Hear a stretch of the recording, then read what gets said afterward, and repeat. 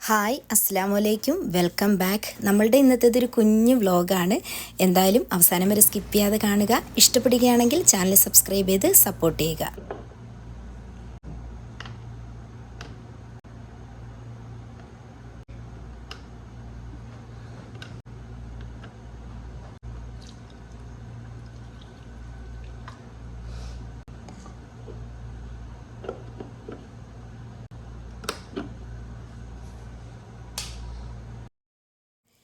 അതില്ലേ, ഈ കൗണ്ടർ ടോപ്പിൻ്റെ പുറത്ത് ഞാൻ സ്റ്റിക്കർ ഒട്ടിച്ചു കൊടുത്തിട്ടുണ്ടായിരുന്നു. ആദ്യം ഒട്ടിച്ചത് കീറാതെ അതിൻ്റെ പുറത്തോട്ടായിരുന്നു രണ്ടാമത്തത് ഒട്ടിച്ചു കൊടുത്തിരുന്നത്. എന്തെങ്കിലും സാധനങ്ങളൊക്കെ വെച്ച് കഴിയുമ്പോൾ സ്ക്രാച്ച് ആവുന്നുണ്ട്, മക്കൾ എന്തെങ്കിലുമൊക്കെ കൊണ്ടുവന്ന് കട്ട് ചെയ്യുമ്പോൾ അങ്ങനെ ഇതങ്ങ് വൃത്തികേടായി കിടന്നത്. ഇക്കാണെങ്കിൽ എന്നോട് പറയുന്നുണ്ടായിരുന്നു, ഈ ഒരു കൗണ്ടർ ടോപ്പും കാര്യങ്ങളൊക്കെ നമ്മളായിട്ട് സെറ്റ് ചെയ്തതാണ്, അപ്പം നല്ല മാർബിൾ വാങ്ങിയിട്ടിട്ടാണ് നമ്മളിത് ചെയ്തേക്കുന്നത്, പിന്നെ അതിൻ്റെ പുറത്ത് എന്തിനാ ഇത് ഒട്ടിച്ച് വൃത്തികേടാക്കിയെന്ന് കുറേ ദിവസമായിട്ട് ചോദിക്കുന്നുണ്ട്. പിന്നെ നമുക്കൊരു ക്ലീനിങ്ങിൻ്റെ വശം നോക്കുമ്പോൾ ഒട്ടും അങ്ങോട്ട് ക്ലീൻ ആവുന്നില്ല. ഈ അടുപ്പിൻ്റെ സൈഡിലൊക്കെ എണ്ണമെഴുക്കി ഇരുന്നിട്ട് നമുക്കൊന്നും സ്ക്രബ് വെച്ചിട്ടൊന്നും ആക്കാൻ പറ്റുന്നില്ല. പിന്നെ മെയിനായിട്ട് ഇതിൻ്റെ പുറത്തിട്ടിട്ടായിരുന്നു പൊറോട്ട അടിച്ചുകൊണ്ടിരുന്നത്, അതും നടക്കുന്നില്ല. അപ്പോൾ എന്തായാലും അതങ്ങ് വലിച്ചിളക്കി കളയാമെന്ന് വിചാരിച്ച്. നല്ല പണിയാണ് കേട്ടോ, നല്ല പശയും ഉണ്ട്. ഇനി ഒരു ഭാഗമെല്ലാം ഞാൻ ഇളക്കിയിട്ടുണ്ട്, ഇനി അതൊന്ന് ക്ലീൻ ആക്കണം.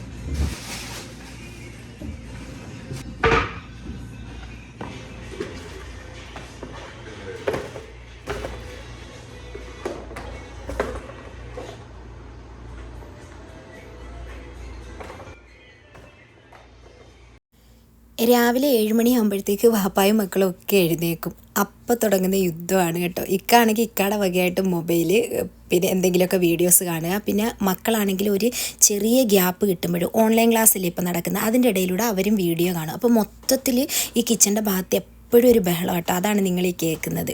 1 മാസത്തോളം ആവുന്നു ഈ ഓൺലൈൻ ക്ലാസ് ഇങ്ങനെ കണ്ടിന്യൂ ആയിട്ട് നടക്കാൻ തുടങ്ങിയിട്ട്. ഇതുവരെ അതിനൊരു പരിഹാരമായിട്ടില്ല.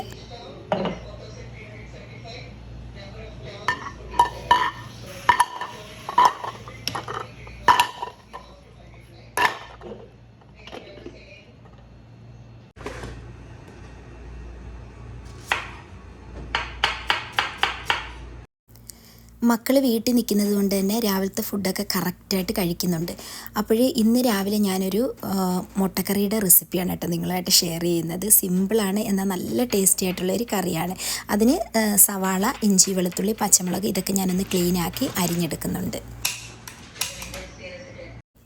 അടുപ്പ് കത്തിച്ച് ചൂട് കട്ടിയുള്ളൊരു പാത്രം വെച്ച് കൊടുത്തതിന് ശേഷം അതിലേക്ക് നമുക്ക് ബട്ടറോ അല്ലെന്നുണ്ടെങ്കിൽ വെളിച്ചെണ്ണയോ ഒഴിച്ചു കൊടുക്കാം കേട്ടോ. ഇത് രണ്ടും ചേർത്ത് കൊടുക്കുമ്പോൾ പ്രത്യേക ടേസ്റ്റാണ്.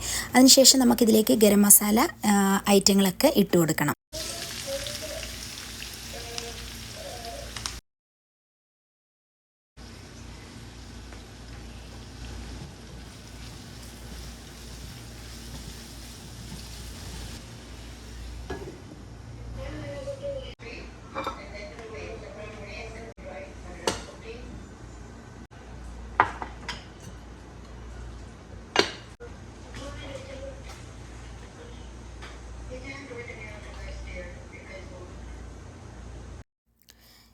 രാവിലെ പോകുന്ന ദിവസമൊക്കെ കറക്റ്റായിട്ട് കാര്യങ്ങളെല്ലാം കഴിഞ്ഞിട്ട് പോകും. പക്ഷേ ഇവിടെ ഇരിക്കുന്ന ടൈമിലൊക്കെ ഉണ്ടല്ലോ, സുലൈമാനി ചായ ഇത് തന്നെ ഇങ്ങനെ പറഞ്ഞുകൊണ്ടിരിക്കും.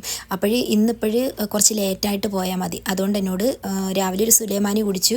ഉള്ളി വാടുന്ന നേരം കൊണ്ട് വേഗത്തിൽ നമുക്ക് ചായയും കൂടെ ഇട്ട് കൊടുക്കാം. പിന്നെ ഇമ്മൂനും ചായ വേണം. ഞാനിന്ന് റെഡിയാക്കുന്നത് മസാല ടീ ആണ് കേട്ടോ. സാഫ്രോണൊക്കെ ഇട്ടിട്ടുള്ള മസാല ടീ ആണ്. നിങ്ങൾക്ക് എല്ലാവർക്കും അറിയാവുന്നതാണ് മസാല ടീ ഉണ്ടാക്കാൻ. എന്നാലും നമുക്ക് ചില ദിവസങ്ങളിൽ കുറച്ചുകൂടെ ഒന്ന് എനർജി വേണമെന്ന് തോന്നിയാൽ മസ്റ്റായിട്ട് ട്രൈ ചെയ്ത് നോക്കിയത്. നല്ല നമ്മുടെ എന്താ പറയുന്നത്, തലയ്ക്കും ബോഡിക്കും നമ്മുടെ മൈൻഡും ഒക്കെ ഭയങ്കരമായിട്ട് ഫ്രീ ആവും.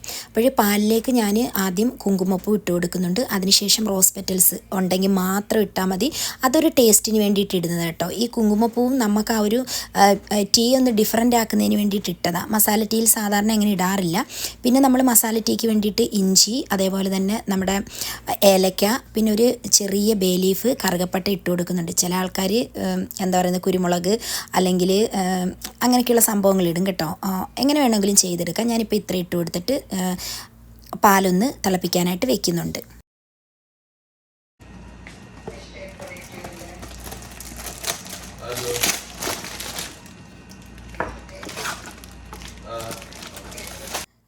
Tea bag തീർന്നിട്ടുണ്ടായിരുന്നു. ലിപ്റ്റൻ്റെ ആണ് കേട്ടോ സ്ഥിരമായിട്ട് നമ്മൾ വാങ്ങിക്കാറുള്ളത്. ഗ്രീൻ ടീ ആണെങ്കിലും ഇവിടുന്ന് അല്ലാത്തതാണെങ്കിലും ബ്ലാക്ക് ടീ ആണെങ്കിലും.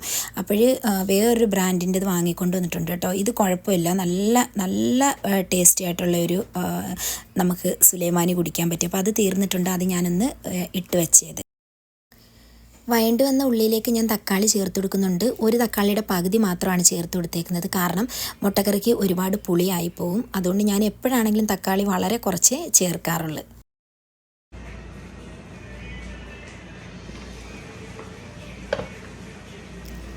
ഉള്ളിയും തക്കാളിയും ഇഞ്ചിയും വെളുത്തുള്ളിയും എല്ലാം നന്നായിട്ട് വാടി വന്നിട്ടുണ്ട്. ഞാനിനി ഒരു ചെറിയ പൊട്ടാറ്റോ വളരെ സ്ലൈസായിട്ട് കട്ട് ചെയ്തിട്ട് ഇതിലേക്ക് ഇട്ട് കൊടുക്കുന്നുണ്ട് കേട്ടോ. കറിക്ക് ഒരു ടേസ്റ്റിനും കുറച്ച് തിക്നെസ് കിട്ടുന്നതിനും ഒക്കെ പൊട്ടാറ്റോ നന്നായിട്ടങ്ങ് വെന്ത് ചേരുവേ. അപ്പോഴിതാണ്ട അതുകൂടി ഇട്ട് കൊടുത്തിട്ട് ഒന്ന് അടച്ച് വെച്ച് വേവിക്കാം.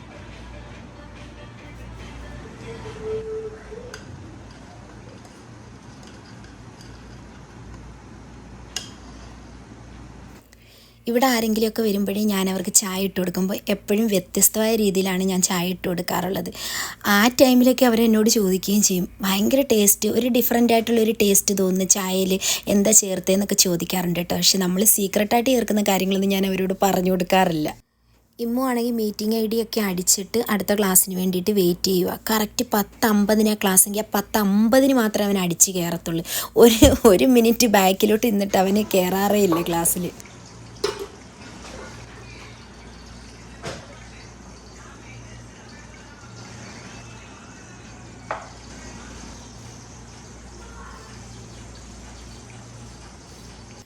ചായയുടെ കാര്യം പറഞ്ഞപ്പോഴേ ചില ആൾക്കാർക്ക് നമ്മൾ എന്ത് ടൈപ്പ് ചായ ഇട്ട് കൊടുത്താലും അതിനകത്ത് നമ്മൾ ഇട്ടേക്കുന്ന ഇൻഗ്രീഡിയൻസ് പെട്ടെന്ന് പറയും. അത് എന്താ പറയുന്നത്, ചില ചായ ലവേഴ്സ് ആയിരിക്കും കേട്ടോ അങ്ങനെ പറയുന്നത്, ഇതിനെക്കുറിച്ച് കൂടുതൽ അറിയുന്ന ആൾക്കാർ. അങ്ങനെ കുറേ പേര് എന്നോട് പറഞ്ഞിട്ടുമുണ്ട്. നമ്മുടെ ഉള്ളിയൊക്കെ വാടി വന്നിട്ടുണ്ട്. ഇനി നമുക്ക് മസാല ചേർത്ത് കൊടുക്കാം. മഞ്ഞൾപ്പൊടി നമ്മൾ ആദ്യമേ ഇട്ട് കൊടുത്തിട്ടുണ്ടായിരുന്നു. ഇനി ഇതിലേക്ക് ഇട്ട് കൊടുക്കുന്നത് ഗരം മസാല പൗഡറും പെരിഞ്ജീരകത്തിൻ്റെ പൊടിയും അതേപോലെ തന്നെ മല്ലിപ്പൊടിയും മാത്രമാണ് കേട്ടോ. വേറെ ഒന്നും ചേർത്ത് കൊടുക്കുന്നില്ല. മല്ലിപ്പൊടി ഒരു 1.5 സ്പൂണോളം ഞാൻ ഇട്ട് കൊടുക്കുന്നുണ്ട്. പിന്നെ ഇതിലേക്ക് ഞാൻ ഒരല്പം ബട്ടർ ഇട്ട് കൊടുക്കുന്നുണ്ട്. പിന്നെ ആ ഗ്രേവി ഒന്ന് തിക്കായിട്ട് വെന്ത് വരുന്നതിന് വേണ്ടിയിട്ട് കുറച്ച് വെള്ളം കൂടി ചേർത്ത് കൊടുക്കുന്നുണ്ട്. അതിനുശേഷം ഇത് നന്നായിട്ടൊന്ന് കുറുകി വരുന്നിടം വരെ നമുക്ക് വെയിറ്റ് ചെയ്യാം.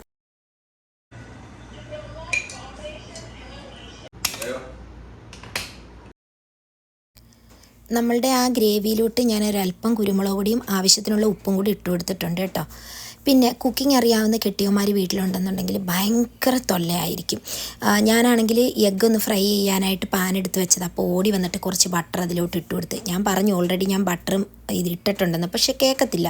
കുറച്ചും കൂടെ ബട്ടർ ഇട്ട് കൊടുക്ക്, ടേസ്റ്റ് ആ ബട്ടർ ഫ്രൈ ചെയ്തെടുക്ക് എന്നും പറഞ്ഞിട്ട് അവിടെ വന്ന് നിപ്പുണ്ട് ആൾ ഇങ്ങനെ. അപ്പോഴും മുട്ടയാണെങ്കിൽ ഞാൻ അങ്ങനെ തന്നെ ഇട്ട് കൊടുത്തത്, പക്ഷേ അത് പറ്റത്തില്ല, കീറിയിടണം എങ്കിലേ അതിന് ഭംഗിയുള്ളൂ ടേസ്റ്റ് ഉള്ളതെന്ന് പറഞ്ഞിട്ട് ദാണ്ട കീറി എന്നെ കൊണ്ട് ഇടിയിച്ചിട്ടുണ്ട്.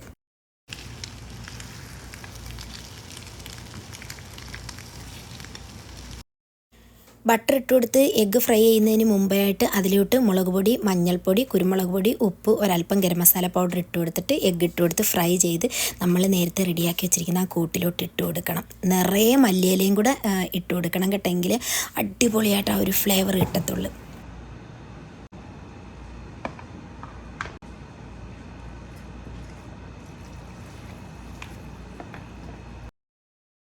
തലേ ദിവസം തന്നെ അപ്പത്തിന് അരച്ച് വെച്ചിട്ടുണ്ടായിരുന്നു. എല്ലാ ദിവസമൊന്നും അപ്പം അങ്ങനത്തെ സംഭവങ്ങളൊന്നും ഉണ്ടാക്കാറില്ല. മക്കൾക്ക് ഏറ്റവും ഇഷ്ടമുള്ളതാണ് കൂടുതൽ ഇപ്പോൾ ഉണ്ടാക്കി കൊടുക്കുന്നത്. അവർക്ക് ചിലപ്പം സാൻഡ്വിച്ച് ഐറ്റങ്ങളൊക്കെ ആയിരിക്കും കൂടുതൽ ഇഷ്ടം. അങ്ങനെ ഉണ്ടെങ്കിൽ അത് റെഡിയാക്കി കൊടുക്കാണ്ട് അത് തന്നെ ഇക്കായും കഴിക്കും. പിന്നെ ഇന്നിപ്പോഴ് രാവിലെ ഇക്കായ്ക്ക് അപ്പവും ഈ ഒരു മുട്ട റോസ്റ്റും വേണമെന്ന് പറഞ്ഞതുകൊണ്ടാണ് കേട്ടോ ഇത് ചെയ്തെടുക്കുന്നത്. നമുക്ക് ഏറ്റവും എളുപ്പമാവുന്ന കാര്യങ്ങൾ തന്നെയാണ് രാവിലെ ഞാനും ചെയ്യാറുള്ളത്. പിന്നെ ഇഡ്ഡലി, ദോശ, സാമ്പാർ അങ്ങനെയുള്ള സംഭവങ്ങളൊക്കെ ചെയ്തെടുക്കാറുമുണ്ട്.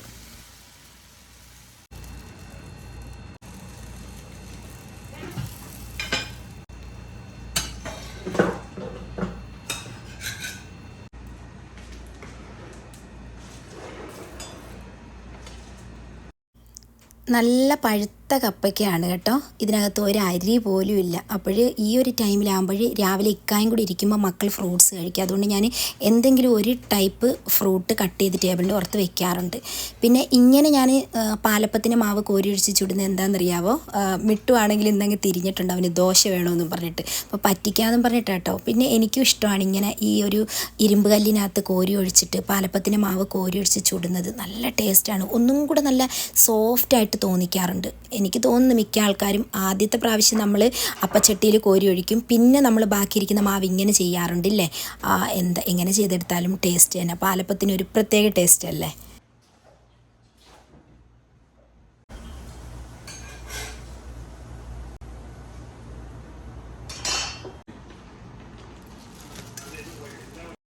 മിട്ടുവിനെ അങ്ങനെ പറ്റിക്കാനൊന്നും പറ്റത്തില്ല. ദോശയുടെ ടേസ്റ്റും അപ്പത്തിൻ്റെ ടേസ്റ്റും ഒക്കെ അവൻ അറിയാം. പക്ഷേ ഇത് ഒരു ദോശ മോഡൽ ഇരിക്കുന്നത് കൊണ്ട് അവന് സാധാരണയായിട്ട് അപ്പച്ചട്ടിയിൽ ചുട്ടെടുക്കുന്ന അപ്പം അവന് ഇഷ്ടമല്ല, എന്താണെന്ന് അറിയുന്നില്ല. എന്നാലും ദാണ്ട നോക്കിയേ, നല്ല അടിപൊളി മുട്ട റോസ്റ്റാണ്. എന്തായാലും ഒന്ന് ട്രൈ ചെയ്ത് നോക്കിയിട്ട് നിങ്ങൾ ഫീഡ്ബാക്ക് അറിയിക്കണം കേട്ടോ.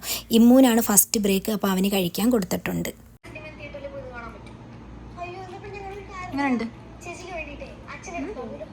സൂപ്പർ. കുറേ അധികം ആൾക്കാർ വീട്ടിലുണ്ടെന്നുണ്ടെങ്കിൽ നമുക്കെല്ലാവരുടെയും ഇഷ്ടം ഒന്ന് കൺസിഡർ ചെയ്യേണ്ടതായിട്ടുണ്ട് കേട്ടോ. ഞാനാണെങ്കിൽ അങ്ങനെയാണ്. ഞാൻ ഇക്കാട് ചോദിക്കും എന്ത് വേണം ഫുഡ്, ഞാൻ എൻ്റെ മക്കളോട് ചോദിക്കും എന്താണ് കഴിക്കാൻ വേണ്ടത്. അപ്പോൾ എല്ലാവർക്കും കൂടെ ഇഷ്ടം തോന്നുന്ന ഭക്ഷണ സാധനങ്ങളാണ് മിക്കപ്പോഴും ഞാൻ ഉണ്ടാക്കാറുള്ളത്. പിന്നെ അതിനിടയിൽ എൻ്റെ ഇഷ്ടങ്ങൾ ഞാൻ നോക്കാറുണ്ട് കേട്ടോ. എനിക്കിഷ്ടമുള്ള ഫുഡ് ഞാൻ ഉണ്ടാക്കാറുണ്ട്. അത് എപ്പോഴാണെങ്കിലും ഞാനത് വേണമെന്ന് തോന്നിയാൽ എത്ര മനസ്സാഗ്രഹിക്കുന്ന പക്ഷേ ശരീരം വയ്യ അങ്ങനെയൊന്നുമില്ല, ഞാൻ അപ്പം തന്നെ അതുണ്ടാക്കി കഴിക്കാറുണ്ട്.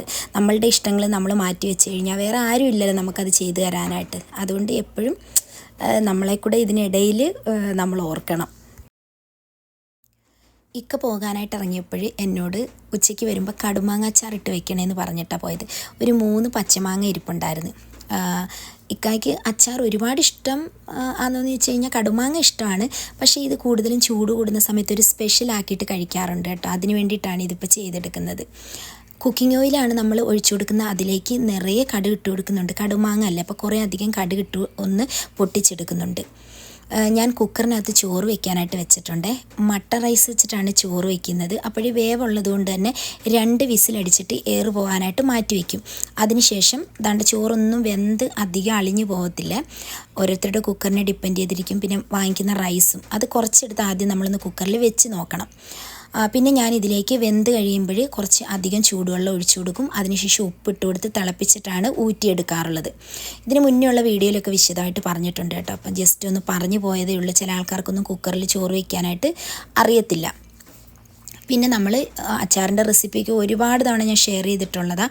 എങ്കിലും ഫസ്റ്റിൽ വരുന്നവർക്ക് വേണ്ടിയിട്ടാണ് കേട്ടോ. കടുക് പൊട്ടിയതിന് ശേഷം അതിലേക്ക് പച്ചമുളകും വെളുത്തുള്ളിയും കൂടെ ഇട്ട് കൊടുക്കുന്നുണ്ട്. ഈ ഒരു അച്ചാറുണ്ടല്ലോ എത്ര നാൾ വേണമെങ്കിലും കേടുകൂടാതിരിക്കും. ഞാനത് എപ്പോഴും പറയുന്നത്, പൂത്തൊന്നും പോകത്തില്ല. പിന്നെ ഇതിലേക്ക് നമ്മൾ കായമാണ് ചേർത്ത് കൊടുക്കുന്നത്. അതിനുശേഷം അതിലേക്ക് ഞാൻ മഞ്ഞൾപ്പൊടി, പിന്നെ ഉലുവാപ്പൊടി, മുളക് പൊടി, പിന്നെന്താ ഇത്രയുമാണ് ഇട്ട് കൊടുക്കുന്നത്. ഇത്ര ഇട്ട് കൊടുത്ത് നന്നായിട്ടൊന്ന് എണ്ണ തെളിയിച്ചെടുക്കണം കേട്ടോ. ഈ ഒരു പച്ചച്ചവ പൊടിയുടെ മാറുന്ന ടൈമിൽ അതിലേക്ക് വിനെഗർ ആണ് ഒഴിച്ചു കൊടുക്കുന്നത്. ആവശ്യത്തിന് കുറച്ചും കൂടെ ഉപ്പിട്ട് കൊടുക്കുന്നുണ്ട്. ഉപ്പിട്ട് കൊടുത്തിട്ട് നമുക്ക് ഒരു 2 മിനിറ്റ് ഒന്ന് വെയിറ്റ് ചെയ്യണം. ഇപ്പം നിങ്ങൾ നോക്കിയതാണ്ട് ഈ രീതിയിൽ എണ്ണ തെളിഞ്ഞ് വരണം. തെളിഞ്ഞ് വന്നതിന് ശേഷം അതിലേക്ക് നമുക്ക് അരിഞ്ഞ് വെച്ചിരിക്കുന്ന മാങ്ങ ഇട്ട് കൊടുക്കാം. കടുമാങ്ങ എന്ന് പറയുമ്പോൾ കുനുകുനാന്ന് അരിഞ്ഞിട്ടാണ് ഇട്ട് കൊടുക്കുന്നത്. നമ്മുടെ നാട്ടിലൊക്കെ തൂശനിലയിട്ട് സദ്യ വിളമ്പുമ്പോൾ അതിൻ്റെ സൈഡിൽ ഇരിക്കുന്ന ഒരു സംഭവം ഈ ഒരു മാങ്ങാച്ചാർ, കടുമാങ്ങാച്ചാർ എന്ന് പറയും. എനിക്ക് ഒരുപാട് ഇഷ്ടമാണ്. ഞാൻ തിരഞ്ഞു പിടിച്ച് കഴിക്കുന്ന ഒരു സാധനമാണ് സദ്യയുടെ കൂടെ. നമുക്ക് ഈ രീതിയിൽ വേണമെങ്കിലും എടുക്കാം. മാങ്ങ വെന്ത് പോകാനേ പാടില്ല കേട്ടോ. വെന്ത് പോയാൽ കഴിഞ്ഞു, അത് പിന്നെ കൊള്ളില്ല.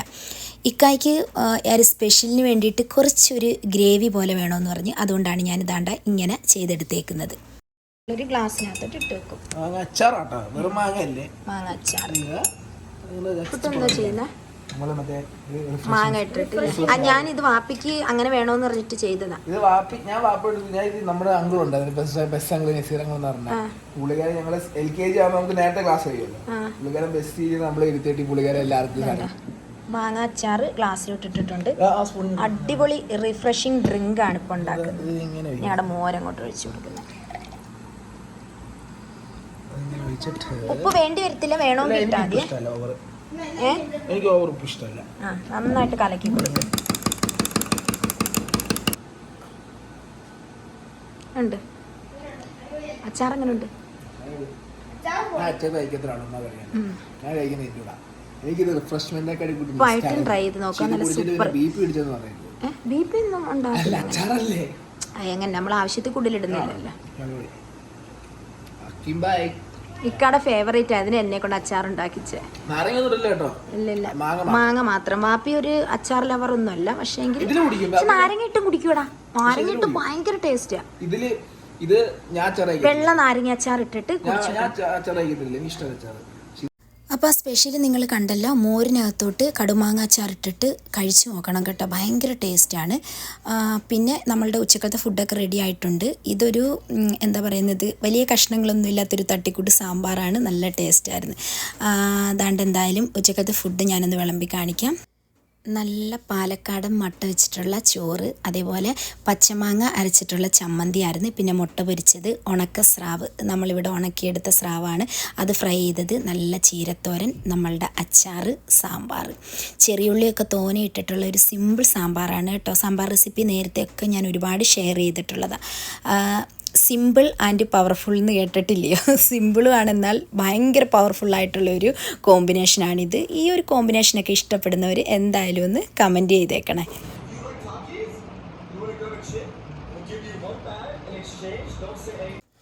ഇന്നിപ്പോഴേ രാത്രി 10 മണി കഴിഞ്ഞപ്പം നേരെ എയർപോർട്ടിലോട്ട് പോകാനായിട്ട് ഇറങ്ങിയിട്ടുണ്ട്. ഞാനും കുട്ടും മിട്ടും ഇമ്മും ഒക്കെ ആയിട്ട്.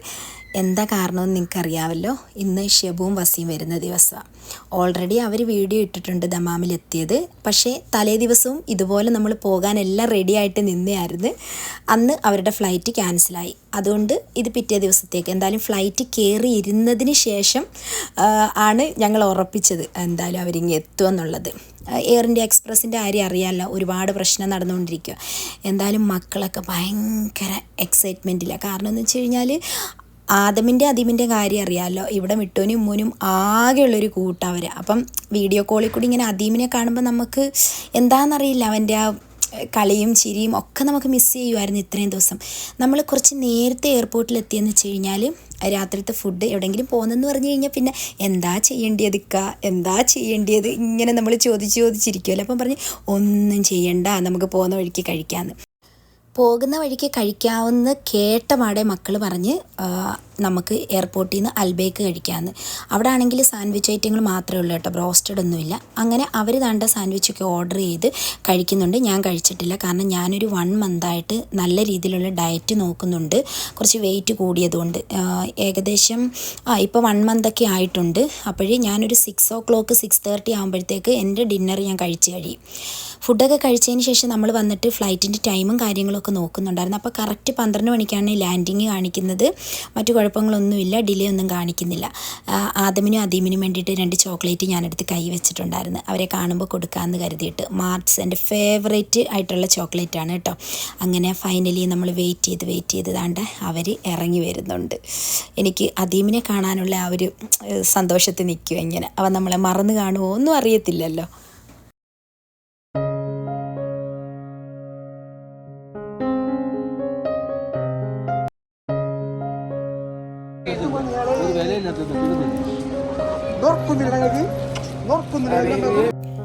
അൽഹംദുലില്ലാ അവരങ്ങനെ സുഖമായിട്ട് തിരിച്ചെത്തിയിട്ടുണ്ട്.